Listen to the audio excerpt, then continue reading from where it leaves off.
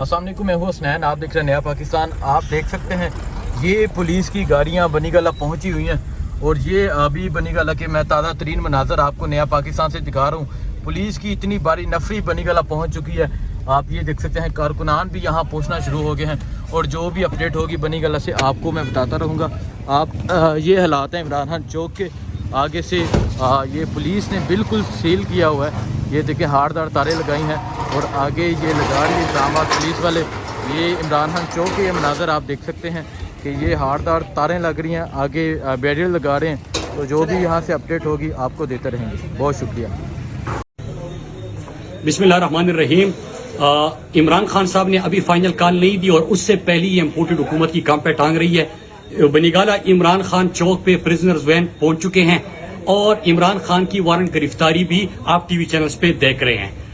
میں چند سوال کرتا ہوں۔ ایک یہ کہ عمران خان سے مسئلہ کیا ہے، کیونکہ عمران خان نے امریکہ کو ایبسولوٹلی ناٹ کہا، عمران خان نے اسلاموفوبیا کے خلاف قرارداد منظور کرائی، عمران خان پاکستان کے عوام کی آواز بنے، عمران خان کشمیر کے اور فلسطین کے سفیر بنے، سازش کے تحت چوروں اور ڈاکو کو پاکستان کے اوپر مسلط کیا گیا، امریکہ کو علاقار اور سہولتکار دونوں میسر آئے، پھر اس کے بعد NRO اپنے لیے حاصل کر دیا اور قوم کے اوپر مہنگائی کا بوجھ ڈال دیا۔ اب جب پوری پاکستانی قوم عمران خان کے ساتھ کھڑی ہے، اور یہ تماشا وہ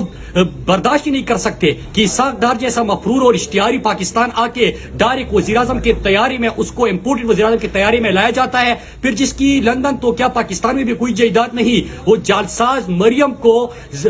بری کیا جاتا ہے، اور پھر اس کے بعد اب نواز شریف کو واپس لانے کی تیاری، اور عمران خان کو کس طرح مائنس کر دے، کیونکہ ان کے تمام پلان میں NRO میں لوٹ کسوٹ کی معافی میں اگر رکاوٹ ہے تو وہ عمران خان ہے۔ لہٰذا میں سوال پوچھتا ہوں کہ کل ہی بلکہ آج ہی ایک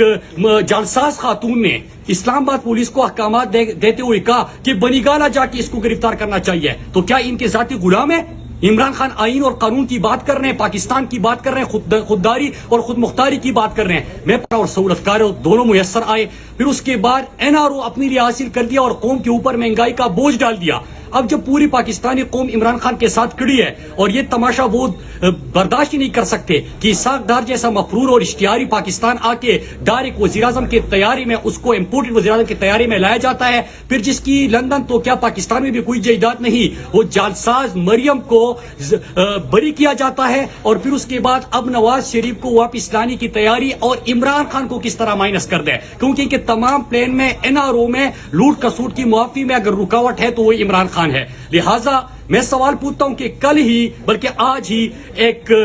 جعلساز خاتون نے اسلام آباد پولیس کو احکامات دیتے ہوئے کہا کہ بنی گالہ جا کے اس کو گرفتار کرنا چاہیے، تو کیا ان کے ذاتی غلام ہے؟ عمران خان آئین اور قانون کی بات کر رہے ہیں، پاکستان کی بات کر رہے ہیں، خودداری اور خود مختاری کی بات کر رہے ہیں۔ میں پاکستانیوں کو کہتا ہوں کہ آپ تیار رہے، امپورٹڈ حکومت کو بہت جلدی ہے گھر جانے کی، انشاءاللہ انقلاب ہمارے دروازے پہ دستک دے رہا ہے، اور عمران خان کی فائنل کال سے پہلی امپورٹڈ حکومت کو ہم روسد کرنے میں کامیاب ہو جائیں گے۔ جو اسلام آباد میں ہے وہ بنی گالہ پہنچے، اور انشاءاللہ عمران خان تو ہماری ریڈ لائن ہے، ان کی جرت ہی نہیں ہے عمران یہ ریڈ لائن کراس کرنے کی، اور اگر ریڈ لائن کراس کرنے کی انہوں نے کوشش کی